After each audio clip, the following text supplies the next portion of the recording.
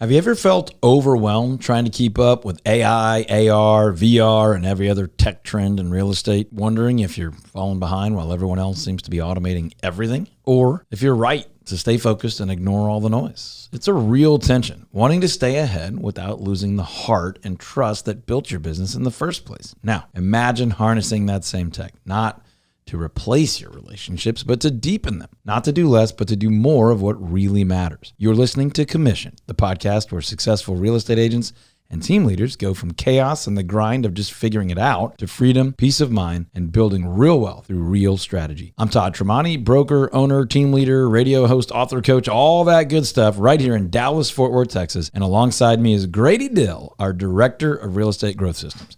Together, we've been coaching and consulting agents across North America for over a decade, helping them scale their income and their impact. Today on the show, we're diving into a big question that's on a lot of agents' minds. How should a real estate pro actually be using AI in a way that adds real value and doesn't just add noise? To answer that, I'm going to walk you through at least 3 proven ways that our coaching members are using AI to expand their business and profits. Number 1. How to use AI to buy back your time without losing quality and personality. Number 2, how to hire world-class expert staff for $0 to $30 per month. And number 3, how to avoid the biggest knucklehead mistakes that most agents are making with AI today. Plus, there's a surprising way we're using AI right now to role play and sharpen conversations before we get on the phone or even step into the client's living room. So, if you're ready to get practical about using AI to grow a real estate business that reflects your values and multiplies your impact and income, then stick around. This is Commissioned. All right, folks, there's a lot to get into today. So I promised at least 3 things because my guess is we're going to cover more than that, but I don't want to, overcommit here. So a lot of people want a list of, what are the 10 types of AI tools? You can ask AI for that list, okay? I want to talk to you about what's proven. What we're doing, our team is doing, what our agents are doing, and of course our coaching members all across the country that represent solo agents, teams, small teams, big teams, brokerages, and all that good stuff. But as far as the 3 big commitments I made for this episode, I want to walk you quickly through how AI is buying back time without just producing garbage content or like cruddy blog posts or, cheesy emails with tons of emojis and extra hyphens and weird formatting, right? So if you haven't been in the game of AI for very long, just very quickly, I'll say, look, there's more there than ChatGPT. There's more there than Bard or Gemini or Grok. There's a lot going on in the world of AI, whether it's image creation, content creation, text. But I will say this, at a very, very minimal level, if you are using, let's just use ChatGPT as our example, because I think it's the one that most people have heard of or have used or use the most. If all you did was use ChatGPT as a rough draft generator, whatever time you're spending to create your rough draft of a social media post, a blog article, an email, a newsletter article or the whole newsletter, a personal letter that you might mail out, postcard creation, sales letter creation, event planning. If you just use it to get the first 80 to 90% of the text, of the outline, of the bullets created, however much time that's currently taking you is now going to take you less than 5 minutes. Now, in the beginning, I guess it could take you a little bit longer if you're not really used to at all feeding the AI some information or what most people call a prompt, right? Of just saying, hey, I need an outline for a client party in the park with a $300 budget, hoping to have 50 to 100 people attend, right? You could do that and it is going to give you a result. You may not love that result, but it's going to give you a rough draft in a matter of seconds. So the point is, if you used it as a rough draft generator, you're going to buy back all the time you were spending to create the rough draft. Now, you're going to need to revise it and maybe even a little bit more than a rough draft that you created of an article or a report or an ad or whatever it is that you're doing. But the amount of time saved there's got to be hours per week, especially if you have a decent business with decent production that demands a decent amount of time and energy on all the things I just said and then some. Whether you're writing a brochure, a booklet, an outline, a plan, an article, an email, a letter, whatever it is, Just the rough draft generation portion of that alone is going to buy back a bunch of your time. Now, if you're outsourcing things like, for example, graphic design, I'm not going to say that at this exact moment of this recording that you're going to be able to replace 100% of that with AI, because it's still a little clunky in some areas. But the amount of time it may take you to say, here's my idea, I need an image, wait a day or two or whatever it takes to get that back. I need a revision, wait a day or two or whatever it takes to get that back. And to spend almost any money on that at all will all be saved by doing that with a basic prompt again, I'm just using ChatGPT as our one example today. I'm well aware that there are many others. I've mentioned several already. And get that image within a minute or two, maybe less, and then get revisions within a minute or two. Even if you have to do way more revisions, the total out-of-pocket cost and the speed, the time, that's what we're talking about right now, that you're going to buy back with just the investment of energy here and maybe 20 or 30 bucks a month is going to be massive for you. So those are just a couple of simple ways that you could buy back a ton of time. Now, I am a real estate coach and coach agents all over the country on strategy, but there are some simple things that I have to admit that ChatGPT or a similar AI could probably do for you that often you might look to a coach for. Hey, do you have a script for that? Do you have a headline for that? Those are things that a great coach will still be able to help you do because they'll understand the nuance of your business. But if you need something like that very quickly, again, that's something that you may no longer have to hire a professional copywriter for, at least for not a whole lot longer.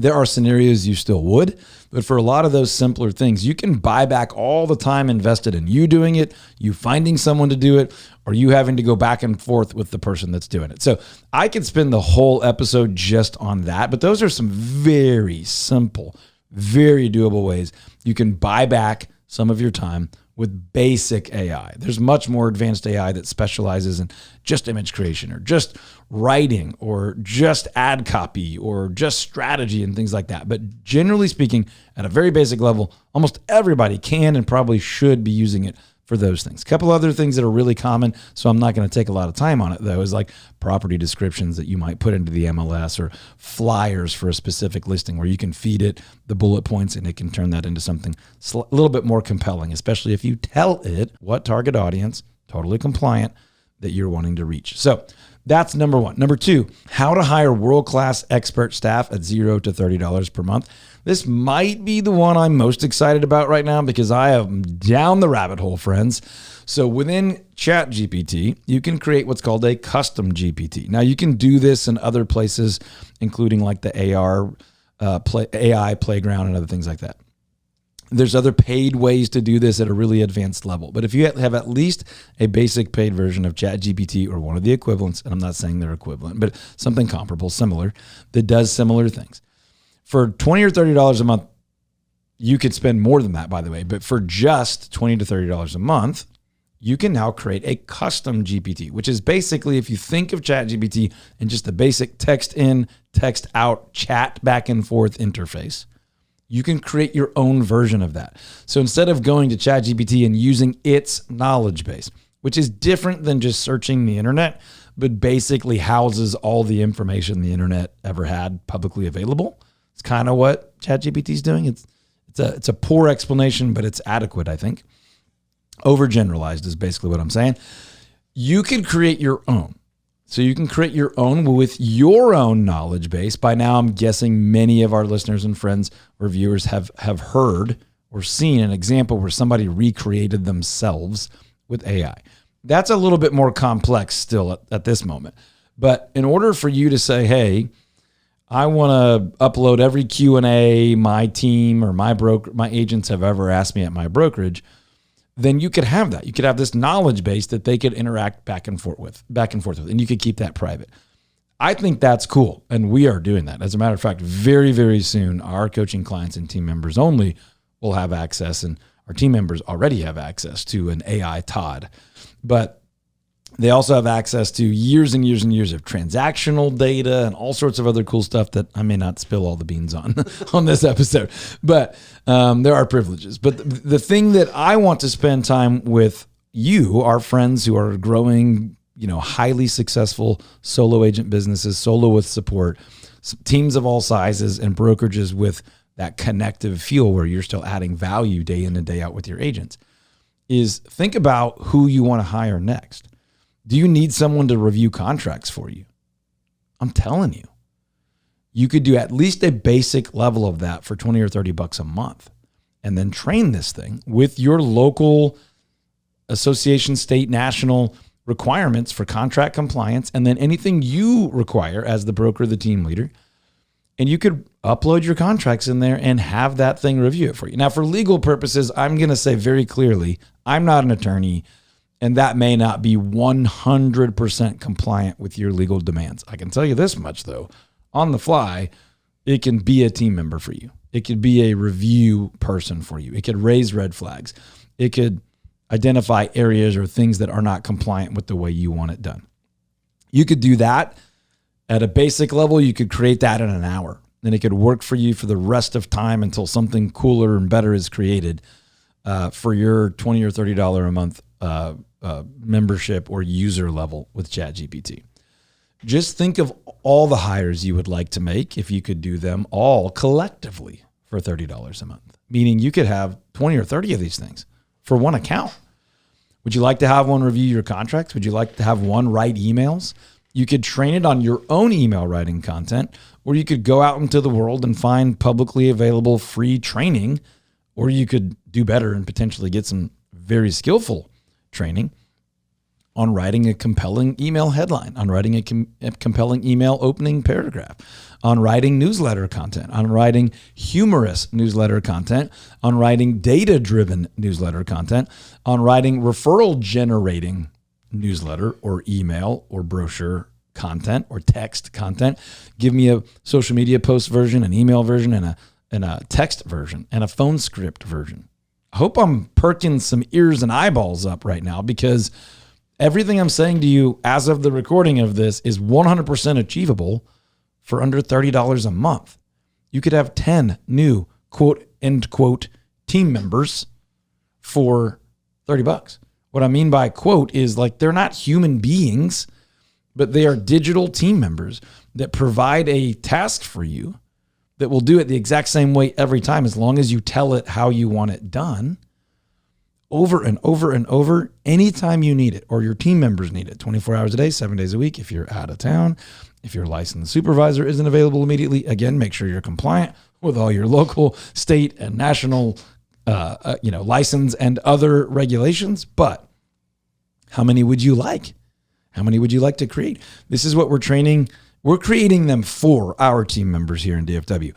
And then we're teaching our coaching and mastermind members how to create them for themselves and for their teams or brokerages or their staff or their assistant or their family member that helps them with some things. Think about marketing and advertising compliance. Imagine having a team member that's all they did is they reviewed your postcard, your ads, your post. Are they compliant with your local requirements? These are team members, digital team members. You can add as many as you want. I'm sure there's a limit based on your your user level, your paid level. But for 30-ish bucks a month, 20 to 30 bucks a month, 19 to 29-ish dollars a month, you can keep adding these people / really bots, little apps to your team and make them very easily accessible for your team members. Again, I could go on and on and on and on about this, but this is incredible. And some of the personal uses I've created for these, just for my wife and I, for me, for my family, this has been really, really, really incredible. And every day I'm realizing how many more I want and how quickly I can create them and how absolutely valuable they are to us in our business. Now, I've got Grady, Reg's director, with us.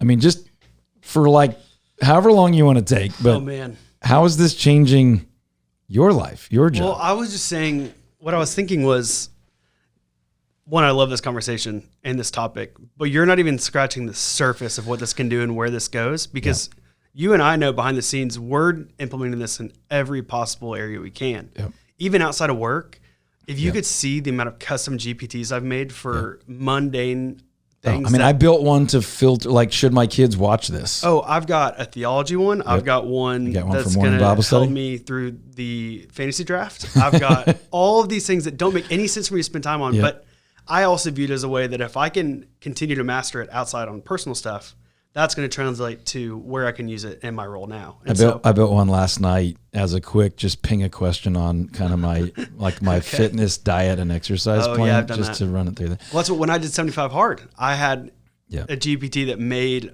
all my routines and meals, and I mean, and we may have to invite the podcast folks into our 75 strong run. They might really love that. We'll have to explain that a later. big hit. Okay, folks. Number 3, the thing that we promised, and again, I want to get into so much more, but I want to make this palatable and short enough that people can just grab it and go, and then follow up if you have questions. Number 3 is how to avoid the biggest knucklehead mistakes that most agents are making with AI today. And let me just throw one out. Earlier, I mentioned the rough draft generator, right? The first pass might get you 80 to 90% of the way to where you want to get. But there's a bunch of people that are considering that their only draft generator. And so they're creating close enough but quirky and AI sounding, somewhat betraying you and your core values and your tone and your message and your exact meaning. But they're just throwing it out there.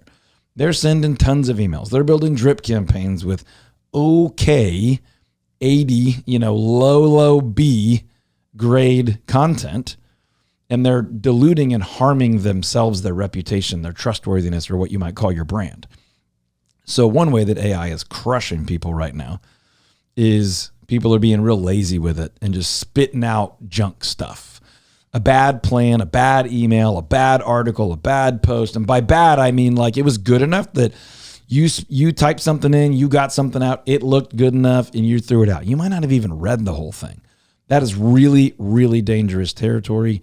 I would encourage you not to do that, right? I'm no master of this. I think we're using it at a pretty darn high level in residential real estate and getting some incredible results, but I'm here to tell you, I'm still learning.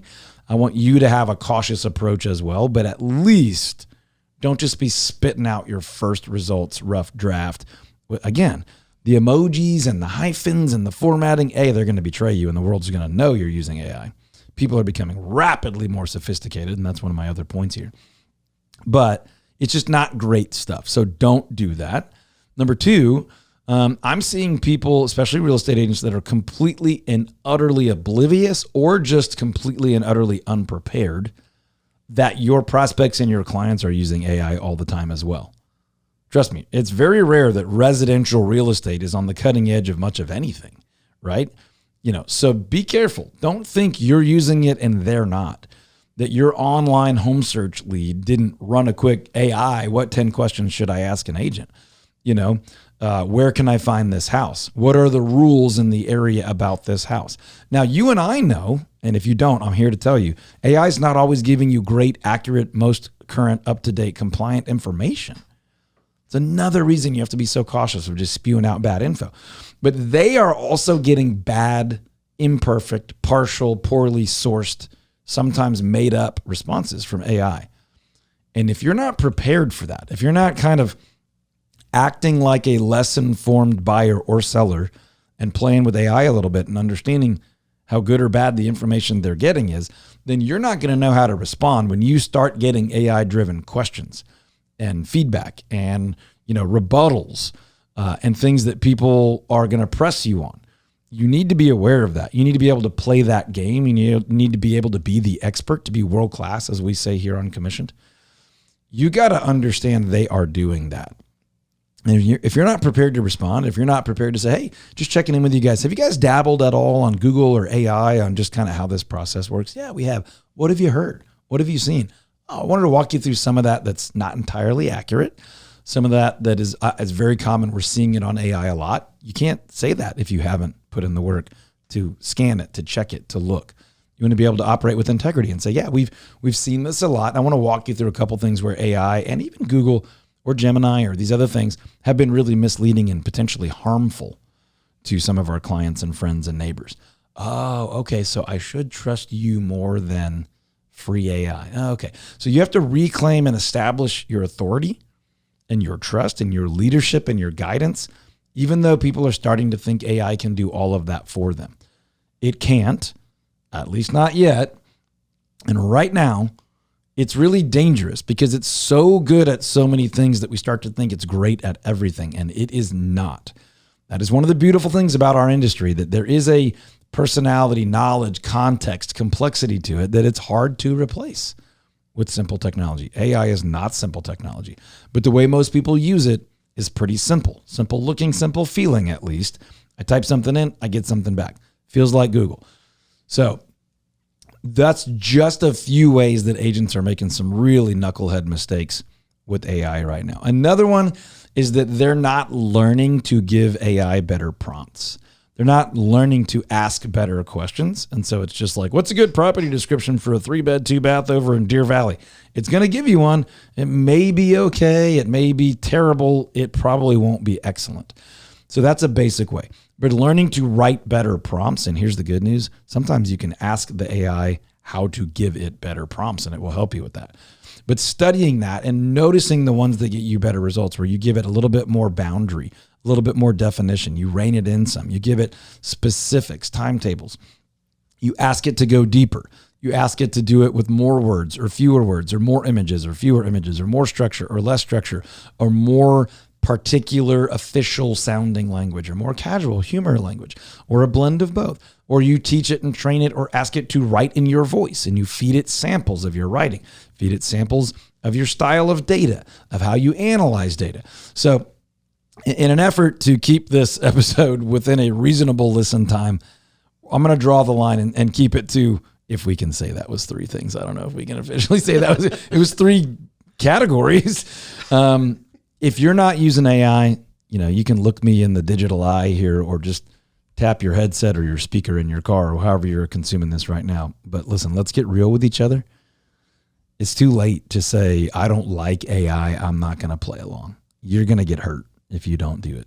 If you don't get in the game, if you don't see it as a tool, you're going to be like one of the agents that when I got into the business 20 plus years ago that said, I don't need the website. I promise you, they have websites now or they're in a different business. Now, there may be a handful of exceptions where their parent was a mayor in a very, very high-end area and they don't need to build a brand and a business that can survive the ups and downs of the market the way almost all the rest of us do. But you cannot put your head down and ignore this and just say, I'm going to keep doing what I've been doing. You're losing ground every day to those of us that are doing this and are mastering this. You got to understand that there is almost no end to the uses of AI, especially for a residential real estate that has so many touch points of so many different industries, so many different people, different client types, but it cannot replace you. It cannot replace your creativity. It cannot replace your knowledge. It can replace your fact-based retention of knowledge, but it can't, not yet anyway, replace the nuance of you knowing how to serve people, help people understand their core underlying motivations and needs and protect them and advocate them and lead and guide them and build lifetime value and trust with them. That's not happening, certainly not yet, and I don't see it coming anytime soon, if maybe ever, with AI. That's the good news. The good news is this is an incredible tool for now at a very, very, very low cost. I would encourage you to get involved and try to get ahead.